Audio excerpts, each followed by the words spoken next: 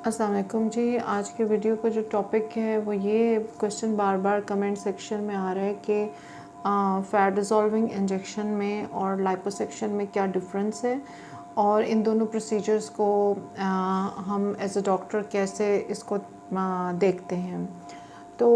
Liposuction एक ऐसा procedure है जिसमें हम मरीज़ को जनरल एनेस्थीसिया या लोकल एनेस्थीसिया, जनरल एनेस्थीसिया का मतलब है जिसमें हम मुकम्मल पूरी बेहोशी करते हैं, और लोकल एनेस्थीसिया का मतलब है जिसके अंदर हम मरीज़ को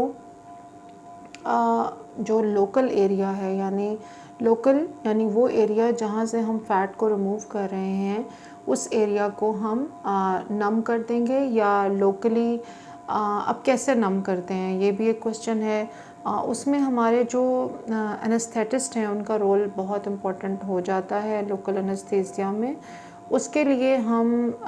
अमूमन अगर टमी का एरिया है या पेल्विक एरिया है या थाइज़ हैं, जो क्लाइंट की जो थाइज़ हैं वो मोटी हैं या पेट बहुत मोटा है, या हमने लव हैंडल से मफ़िन टॉप से फ़ैट निकालना है, तो फिर हम अमूमन मेरी प्रेफरेंस होती है कि हम सैक्रल ब्लॉक दे लें, जिसमें हम सैक्रल नर्व जो पीछे से नर्व ब्लॉक होती है पेल्विक एरिया में, उसमें हम नर्व ब्लॉक लोकली दे देते हैं और वो पूरा एरिया 2-3 घंटे के लिए प्रॉपर्ली नम हो जाता है। फिर आपने देखा होगा अक्सर वीडियोस में एक काफ़ी लंबा सा एक वो होता है,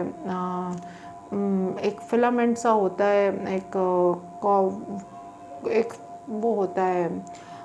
सक्शन पंप होता है लंबी फॉर्म में, एक लोहे की ट्यूब सी होती है या एक वैक्यूम ट्यूब होती है, जो हम क्लाइंट का जो वो एरिया है, वो पॉकेट है जहाँ से हमने फ़ैट निकालना होता है, वहाँ इंसिजन दे के सर्जन जो हैं वो अंदर उसको इंट्रोड्यूस करते हैं, एंटर करते हैं, और फिर सारा फ़ैट इस तरह से मूवमेंट हो रही होती है और सक हो के एक जार में फ़ैट जमा हो रहा होता है। अच्छा, अब ये एक अच्छा प्रोसीजर है, लोकल एनेस्थीसिया में भी हो रहा है। मेरा लाइपोसक्शन के बारे में वैसे बहुत अच्छे मेरे रिव्यूज़ थे पहले, लेकिन जब से मैंने एस्थेटिक क्लिनिक रन करना शुरू किया है, प्रोबेबली शायद मेरे पास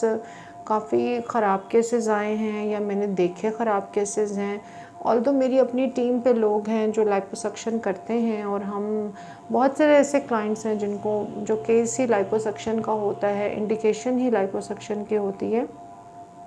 तो हम उसमें करते भी हैं। लेकिन जो ओवरऑल कुछ मैंने बैड इसमें एक्सपीरियंसेस लोगों के देखे हैं, उसमें जब टमी टक साथ नहीं होता लाइपोसक्शन के, तो उनकी जो पेट की या टांगों की जो झिल्ली है, स्किन है बाहर की, वो फिर झुर्रियों की हालत में लटकी हुई होती है। ऑल्दो जितने भी समझदार जो डॉक्टर्स हैं, प्लास्टिक सर्जन्स हैं, विद ऑल ड्यू रिस्पेक्ट, वो बहुत अपने क्लाइंट्स को अच्छा गाइड करते हैं, स्किन को साथ ही काट के टक दे के टमी टक या स्किन टाइटनिंग प्रोसीजर के अंदर शामिल करते हैं। लेकिन मेरे पास बहुत सारे ऐसे केसेस रिपोर्ट हुए हैं इन दीज फ्यू ईयर्स, जिनके जो हैं वो या तो उनकी नाफ निकालनी पड़ गई ड्यूरिंग द लाइपोसक्शन, या उनके 2-3 जहाँ से पोर्ट्स डाले गए थे वहाँ पे ज़ख़म की प्रॉपर हीलिंग नहीं हुई, वहाँ पे कीलॉइड बन गया, या वहाँ पे ज़ख़म के ऊपर जो है वो उन जगहों पे फिर जो बचा हुआ फ़ैट था पेट का, वो बाहर को निकल आया और वहाँ पे डिफरेंट पेट के अंदर डिफरेंट किस्म के फ़ैट के गोले बन गए। तो वो फिर उन फ़ैट के उन एरियाज़ को रिज़ॉल्व करने के लिए और डिज़ोल्व करने के लिए हमारे पास आए कि जी अब आप यहाँ पे फ़ैट डिज़ोल्विंग इंजेक्शंस लगा दीजिए। तो एक मेरे पास 2-3 केसेस ऐसे भी रिपोर्ट हुए हैं जिनमें जो ख़वातीन हैं, बच्चियां हैं, उनकी जो लेग्स में से बहुत उनकी जेनेटिकली टेंडेंसी थी फ़ैट की डिपोजिशन की इन द लेग्स और थाइज़ और लेग्स में। तो उन्होंने जब थाइज़ और लेग्स की लाइपोसक्शन करवाई तो एक टांग जो थी वो मोटी रह गई और एक टांग जो थी वो पतली रह गई, और थोड़ा सा ऐसा भी एलिमेंट आया कि उनकी एक हिप जो थी उसके अंदर बहुत बड़ा वो डेंट सा पड़ गया है, जिसमें अब वो फिलर डलवाना चाह रही हैं और थ्रेड्स डलवाना चाह रही हैं और दोनों टांगों को इक्वल करना चाह रही हैं विद एस्थेटिक प्रोसीजर्स। आ जाएं बेटा। आ जाए।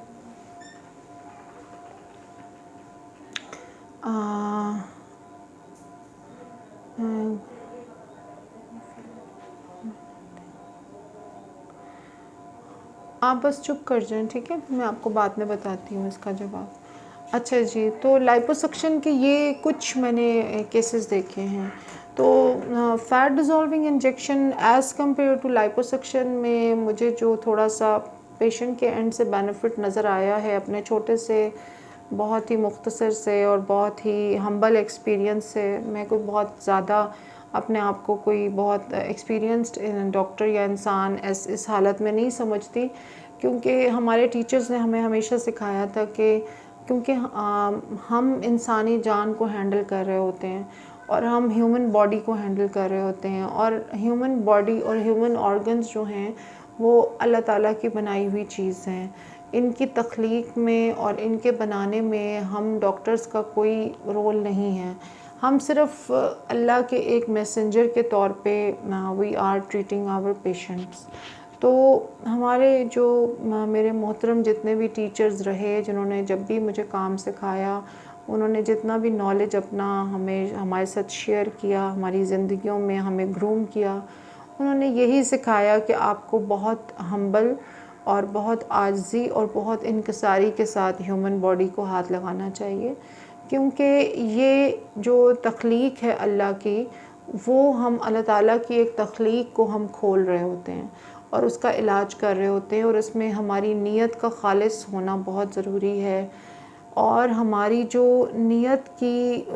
ईमानदारी होगी और हमारा ये इंटेंशन कि हम मदद अल्लाह से ही मांगते हैं और अल्लाह ताला के ड्यू रिस्पेक्ट के साथ हम उसकी तख्लीक की हुई चीज़ को ठीक करने की कोशिश करते हैं, तो ज़ाहिर है मदद उसकी होती है, हमारा तो इसमें कोई इतना कमाल नहीं होता है। तो विद ऑल ड्यू रिस्पेक्ट, जो मेरा छोटा सा एक हम्बल एक्सपीरियंस अपना है वो मैं शेयर कर देती हूँ। वो ये है कि मैंने कुछ अपने क्लाइंट्स जो शुरू से आ रहे हैं उनका 14 से 15 इंचेस फ़ैट भी कम किया है टमी से, थाइज़ भी कम हुई हैं 10-10, 12-12 इंचेस। लेकिन अल्लाह ताला का जो सिस्टम है उसमें चूँकि हम कोई इंसिजन या कोई वूंड या कोई एंट्री पॉइंट से एंटर नहीं होते, और हम सिर्फ नमिंग करते हैं 30-40 मिनट्स की नमिंग क्रीम से, और उसके बाद उसकी मैपिंग करके हर 2 to 3 सेंटीमीटर्स पे हम इंसुलिन सिरिंज से या दूसरी सिरिंज से हम इंजेक्शंस लगा देते हैं, और 2 मंथ्स के बाद क्लाइंट को बुलाते हैं विद थोड़ा सा डाइट का समझाते हैं, थोड़ा सा लाइफस्टाइल का समझाते हैं। अल्लाह के फ़ज़ल से जब इस तरह से फ़ैट मैंने देखा है कि जो डिज़ोल्व हुआ है, उस फ़ैट के अंदर के डिज़ोल्व होने में बहुत सिमेट्री रही है। इतना बड़ा डिफरेंस नहीं आया जितना कि मैंने लाइपोसक्शन के साथ देखा और सुना है। अच्छा, अब जब मेरे पास ख़वातीन आती हैं तो वो 2 या 3 प्रेगनेंसीज़ के बाद आई हैं और उनका वेट ऑलरेडी बहुत बढ़ चुका होता है प्रेगनेंसीज़ के बाद, और इन बहुत ज़्यादा फ्लक्चुएशंस की वजह से वेट की वो आ जाए मोहम्मद वेट की माशाल्लाह माशाल्लाह माशाल्लाह, थैंक यू वेरी मच।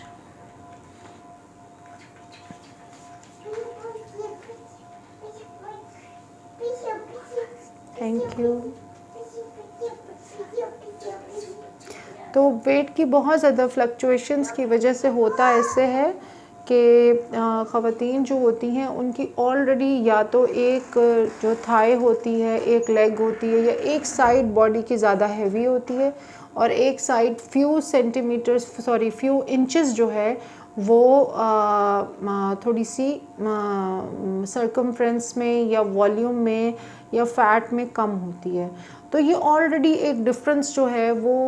इंसानों में हर चीज़ आइडियली एस्थेटिक्स में आके मुझे पता चला कि हर चीज़ आइडियल नहीं है। थोड़ा सा फेस एक साइड पे कुछ भारी हो जाता है, एक साइड से थोड़ा कम होता है due to the fat deposition. हमारे सोने की वजह से हम एक साइड पे ज़्यादा करवट लेते हैं, दूसरी साइड पे कम लेते हैं,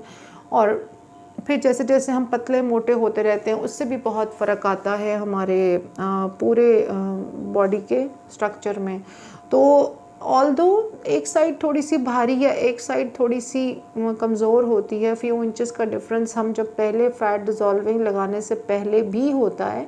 लेकिन जितना मैसिव डिफरेंस मैंने और डिस्प्रपोर्शनेट जो मैंने लेग्स देखी हैं आफ्टर लाइपोसक्शन अब,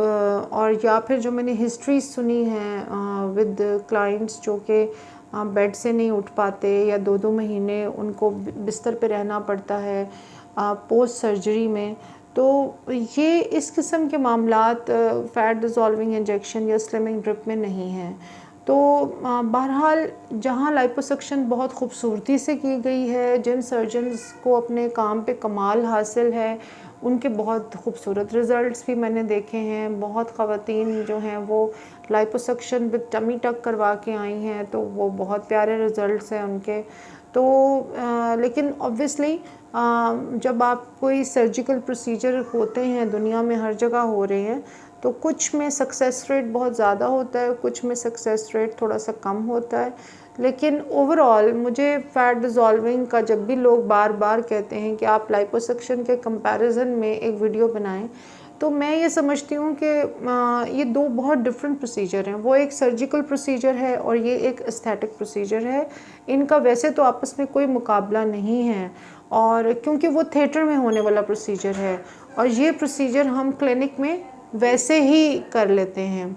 तो इसलिए इनका बुनियादी तौर पे वैसे तो कोई कंपैरिजन नहीं बनता लॉजिकली। लेकिन क्लाइंट्स की और बहुत कमेंट सेक्शन में और इनबॉक्स में इतनी फरमाइशें इस वीडियो की आईं कि मैंने सोचा कि मैं इस पे वीडियो बना दूं कि लाइपोसक्शन और फ़ैट डिज़ोल्विंग इंजेक्शन में क्या डिफरेंस है, क्योंकि लोग काफ़ी आजकल कंफ्यूज हो जाते हैं। काफ़ी सारे प्रोसीजर्स आए हुए हैं और उसकी भी डिमांड आई हुई है कि क्रायो फ्रीजिंग पे वीडियो बनाएं, कैविटेशन थेरेपी पे वीडियो बनाएं, वार्म लेज़र पे वीडियो बनाएं टू फैट डिज़ोल्व। एक्चुअली मैं अपने क्लिनिक में सिर्फ वही मशीन्स और वही चीज़ें लेके आई हूँ जिनका मुझे वाकई पता है कि उनका सही रिज़ल्ट निकलता है, क्योंकि मेरे में यकीन माने इतनी हिम्मत नहीं है कि मैं किसी से पैसे लूँ और फिर रिज़ल्ट ना आए तो मुझे बहुत एम्बैरेसमेंट होगी। इसलिए मैंने बहुत रिसर्च की थी और रिसर्च के बाद मैंने क्लिनिक में सिर्फ वो चीज़ें इंट्रोड्यूस की हैं जिनमें मैं वाकई प्रॉपर रिज़ल्ट दे भी सकूं और अपने क्लाइंट्स को सेटिस्फाई कर सकूं।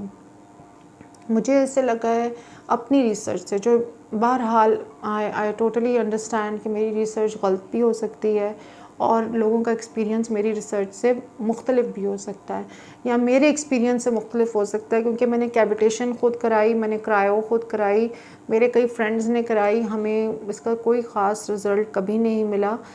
हो सकता है कुछ लोगों को बहुत अच्छा मिला हो, इसलिए मैं सिर्फ अपना एक्सपीरियंस शेयर कर रही हूँ, मैं इस पर कोई वर्डिक्ट पास नहीं कर रही हूँ। तो